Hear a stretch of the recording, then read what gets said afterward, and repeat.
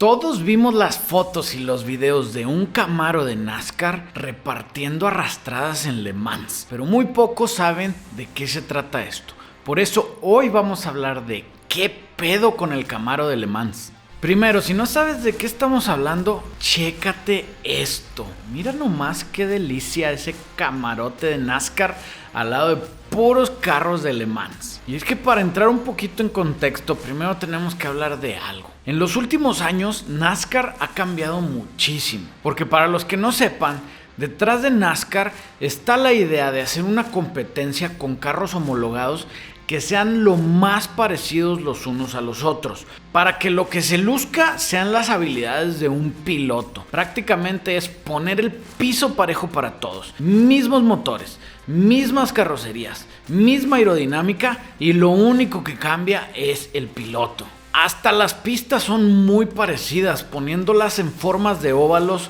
con características muy iguales. Pero ya que en los últimos años la F1 ha ido agarrando mucha popularidad, NASCAR vio que ahí tenía una oportunidad, por lo que en el 2022 decidieron cambiar un poquito la fórmula de lo que nos tenían acostumbrados y sacaron el Next Gen o la séptima generación del carro homologado de NASCAR. Y aquí lo que podemos ver es que primero, lo hicieron mucho más aerodinámico. Segundo, cambiaron los rines anticuados y las llantas anticuadas que se usaban y pusieron rines de monotuerca mucho más livianos con una tecnología en llantas mucho mejor. Además de eso, empezaron a usar suspensiones traseras independientes, cosa que en NASCAR nunca se había visto. Y también agregaron transmisiones secuenciales con más cambios.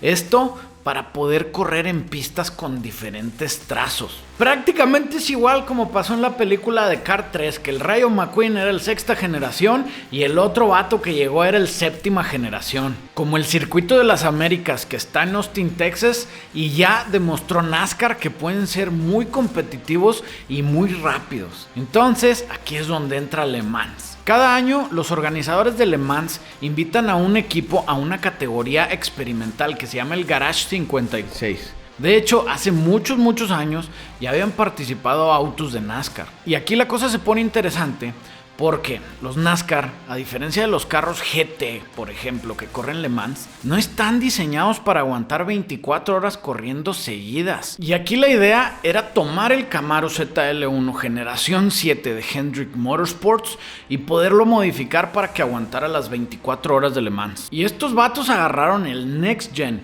que para que entiendas, no tiene puertas, entonces los pilotos no se van a poder subir y bajar fácilmente. No tiene luces, entonces no puedes correr de noche.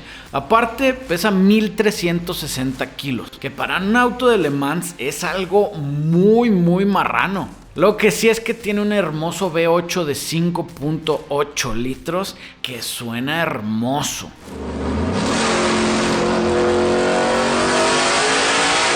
Entonces, con todos estos retos, la raza de Hendrick Motorsports se puso a modificar el Camaro sin miedo al éxito. Y esto, con la raza de Le Mans, empezó a causar mucho alboroto, porque todos creíamos, escucha bien, creíamos que estos NASCAR no iban a poder rendir igual que los autos que iban a correr. Mucho menos creímos que iban a poder hacer un buen papel. Quitando la idea de que es una cosa experimental y íbamos a ver algo padre, no creíamos que podían competir como compitieron. Hasta a los organizadores se les ocurría levantar las banderas blancas cada que pasara el Camaro, para que los pilotos que venían atrás de él vieran que estaba la bandera blanca y que iba a ir algo lento adelante que tienen que rebasar. Esto lo hacen comúnmente cuando hay una colisión leve o cuando hay un carro con fallas mecánicas. Otra vez, le quieren decir a los pilotos que va una marrana adelante, entonces ten cuidado porque vas a tener que hacer maniobras diferentes. En pocas palabras, no daban un peso por él. Eso sí, Hendricks no escatimó ni con los pilotos, porque se pudo traer a Mike Rockefeller, un auténtico campeón de Le Mans. Además, invitaron a Jimmie Johnson, que es una leyenda en el NASCAR. Y por último, se trajeron al piloto de Fórmula 1 Jenson Button. La verdad, pura estrellita andaba aquí, güey. Pero paréntesis, algo que es bien importante mencionar antes de seguir con lo que le hicieron a este Camaro es que como esta es una categoría experimental, prácticamente no tienen ninguna regulación. Ellos pueden hacer lo que quieran, mientras sea seguro no pasa nada. Prácticamente la única regla que existe es que este carro, como se espera que sea más lento o que pueda tener problemas, va a empezar al final de la fila, atrás de todo mundo, para que no pueda haber un problema. Entonces, ¿qué puedes hacer en Le Mans si no tienes limitante de peso?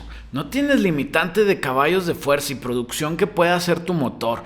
No tienes limitante en llantas. Pues, ¿qué crees? Hay que aprovecharse de eso, como le hizo la raza de Hendrix Motorsports. Primero, agarraron el V8 5.8 litros de NASCAR, que como te imaginas, viene limitado. Dependiendo de las especificaciones que estén usando en las pistas de NASCAR, puede producir entre 510 hasta 680 caballos de fuerza. Y estos canijos le acabaron sacando 750 caballos de fuerza. Y eso que lo dejaron limitado a bajas revoluciones para que no le metieran desgaste excesivo y pudiera aguantar las 24 horas seguidas de abuso. Yo creo que sí les acaban de perder otros 100 más si dejaban que se abriera completo. Pero son muy inteligentes, lo quisieron hacer para que dure. Y el motor les quedó como una obra de arte. Suena como las mismísimas trompetas de los ángeles del cielo. Mira, te vamos a dejar un clip. Escucha esto, güey.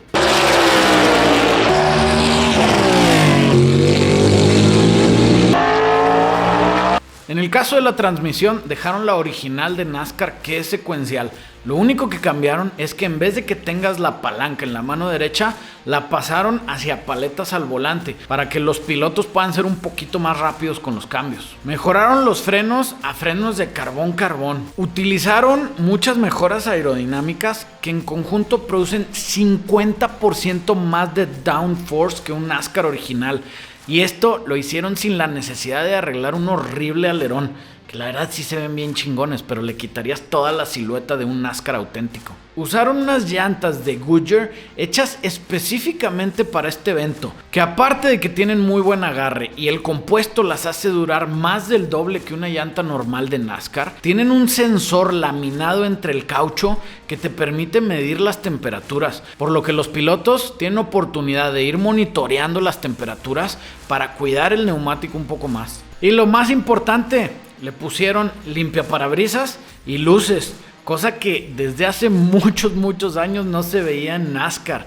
Y es que, como les digo, en NASCAR usan prácticamente, en vez de luces, le ponen una calcamonía, porque si corren de noche van a correr en pistas muy iluminadas que no necesitas en absoluto tener luces. Pero en el caso de Le Mans, como son 24 horas, te toca día, noche, te toca lluvia, te toca neblina, te toca ahora sí que lo que te toque, gordo. Ay, qué rico está lo rico. Lo único malo es que con todas estas mejoras tan preciosas, el carro acabó pesando más de 1,5 toneladas, cosa que para los carros de carreras, ya les dije, es una marranencia. Para que te des una idea, pesaban 300 kilos más que la categoría GT y 500 kilos más que la categoría LMP1, por lo que el equipo se tuvo que poner a ahorrar peso de manera seria. También cambiaron algunos paneles que en el caso de NASCAR son de láminas de acero por fibra de carbono, y todo esto hizo que el Camaro se comportara muy bien. También que pensaron que podía competir con los más lentos de la categoría GT, pero a la hora de la calificación el Camaro no pudo competir con los de la categoría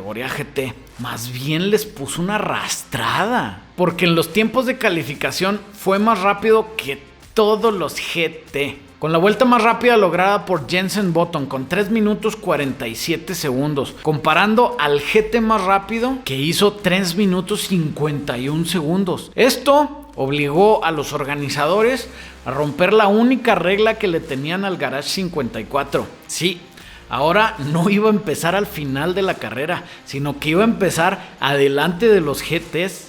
Ahora otra vez ya los escuché. Sí, Memo, pero no tiene limitaciones. Yo sé, yo entiendo que este carro está un poquito fuera de lo normal, pero en serio, nadie esperábamos que le iba a ganar a todos los GT. Y en general, al principio de la carrera el Camaro se comportó muy bien. Incluso pudo rebasar a algunos de la categoría LMP2, que por lo general suelen ser mucho más rápidos. Pero conforme iba transcurriendo la carrera, los pilotos luego empezaron a notar el talón de Aquiles del Camaro, que eran los frenos. Y esto es por algo muy obvio, como es muy pesado, los frenos se exigen de más. Entonces empezaron a ver que se fatigaban muy rápido y aparte de eso que el carro pues sí era mucho más complicado de manejar que lo que pensaban.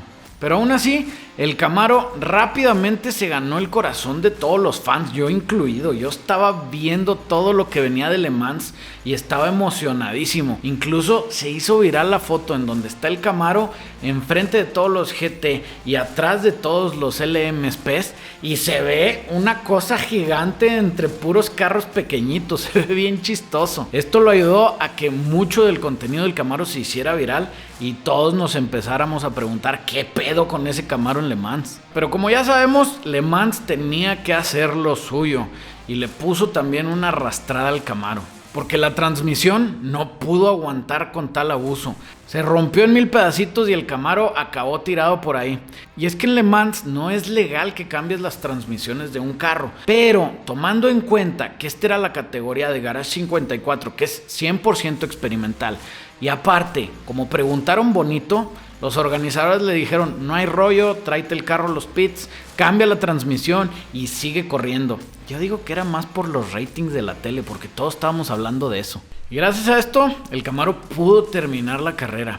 Y no terminó tan bien como esperábamos, no le ganó a todos los GT, sí le ganó a algunos. Pero con el hecho de haber terminado Le Mans y haber tenido un rendimiento como el que tuvo, automáticamente lo convirtió en un héroe de la raza, porque llegó como un underdog o subestimado y nos demostró que era más capaz de lo que nosotros nos pudimos imaginar. Y así mero, amigos, es como se hace la historia automotriz y se crean las leyendas. Y ya sabes, si te gustó, deja tu like y comenta.